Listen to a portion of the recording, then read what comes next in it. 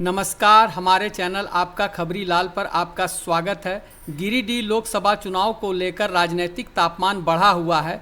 कोडरमा के बाद सभी की नज़र गिरिडीह लोकसभा क्षेत्र के परिणाम पर है। यह सीट त्रिकोणीय संघर्ष में फंसी हुई है। सभी प्रत्याशियों के अपने अपने जीत के दावे हैं। गिरिडीह लोकसभा के लिए 25 मई को मतदान संपन्न हुआ। गिरिडीह लोकसभा क्षेत्र में कुल 6 विधानसभा की सीटें हैं। इनमें टुंडी व बागमारा धनबाद जिले में, बेरमो गोमियो बोकारो जिला में और गिरिडीह व डुमरी गिरिडीह जिला के अधीन है। चुनावी मैदान में कुल 16 प्रत्याशी अपने भाग्य आजमा रहे हैं। इस लोकसभा सीट पर भाजपा का दबदबा रहा है। पिछले 7 चुनाव में 5 बार भाजपा प्रत्याशी रविंद्र पांडे यहां से विजयी हुए। वर्ष 2019 में एनडीए गठबंधन के तहत भाजपा ने यह सीट आजसू के लिए छोड़ दी। पिछले चुनाव में यहां से आजसू के चंद्र प्रकाश चौधरी विजयी हुए थे। इस बार भी एनडीए ने यहां से आजसू प्रत्याशी चंद्र प्रकाश चौधरी को ही मैदान में उतारा है।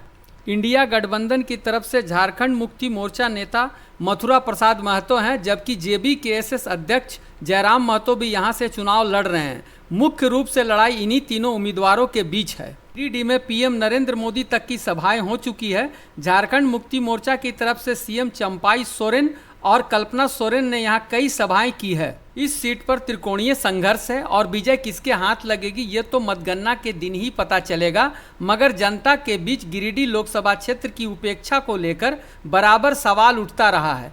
हर चुनाव में जनप्रतिनिधि मतदाताओं से वादा तो करते हैं, लेकिन उसे पूरा नहीं करते। फिर भी वर्तमान सांसद आजसू के चंद्र प्रकाश चौधरी के पक्ष में मोदी के नाम पर अच्छी वोटिंग हुई है, मगर यह शहरी क्षेत्रों में ज़्यादा देखने को मिला है, जबकि ग्रामीण क्षेत्रों में आजसू के पक्ष में मतदान कम दिखा है। इधर जयराम अपने भाषणों से और बरसों से लंबित 1932 के खतियान और रोजगार के मुद्दों को जोर शोर से उठाने के कारण जनता में उनसे काफ़ी अपेक्षाएं हैं। मगर ये आशा सिर्फ उन लोगों में देखी जा रही है जिन्हें लगता है कि जयराम खतियान लागू करा देंगे। मगर ग्रामीण क्षेत्रों में भी पढ़े लिखे जानकार लोगों के मन में संशय है। चूंकि खतियान लागू करने का मुद्दा ऐसा है कि हर पार्टी बीजेपी हो या जेएमएम, दोनों ने अपना पूरा जोर लगा लिया और दोनों सत्ता में भी रहे। बीजेपी तो राज्य के साथ साथ केंद्र में भी सरकार रहते हुए खतियान लागू नहीं कर सकी।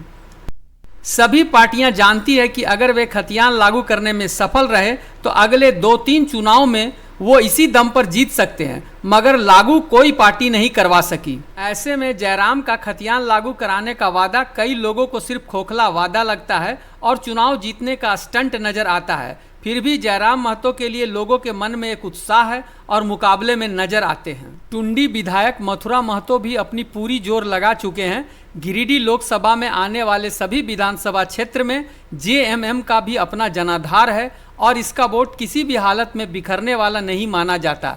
ऐसे में मथुरा महतो की जीत को नकारा नहीं जा सकता और जीत उनके हाथों भी लग सकती है। सिलसिलेवार ढंग से सभी 6 विधानसभा में हुई वोटिंग की बात करें तो बागमारा में सबसे ज़्यादा जेबीकेएसएस को, उसके बाद जेएमएम तथा सबसे कम आजसू को मत मिला है। टुंडी में जेएमएम को सबसे ज़्यादा, जबकि जेबीकेएसएस दूसरे नंबर पर तथा आजसू तीसरे नंबर पर है। बेरमो में जेएमएम सबसे आगे है, आजसू दूसरे स्थान पर और जेबीकेएसएस वोटिंग के मामले में तीसरे स्थान पर है। गोमिया में आजसू पहले स्थान पर, जेएमएम दूसरे तथा जेबीकेएसएस तीसरे नंबर पर है। गिरिडीह और डुमरी में आजसू पहले स्थान पर, जेबीकेएसएस दूसरे तथा जेएमएम तीसरे स्थान पर नजर आ रही है। ऐसे हालात में कोडरमा के साथ साथ गिरिडीह का चुनाव भी लोगों में कौतूहल का विषय है और लोग खासकर इन दोनों सीटों के परिणाम पर अपनी नज़र गड़ाए हुए हैं। सभी तीनों प्रत्याशियों के लिए अलग अलग जगह पर उनके पक्ष में ज़बरदस्त वोटिंग हुई है और परिणाम किधर भी जा सकता है। जो सूचना मिल रही है, ऐसे में किसी भविष्यवाणी की जगह मतगणना का इंतजार करना ज़्यादा सही लगता है।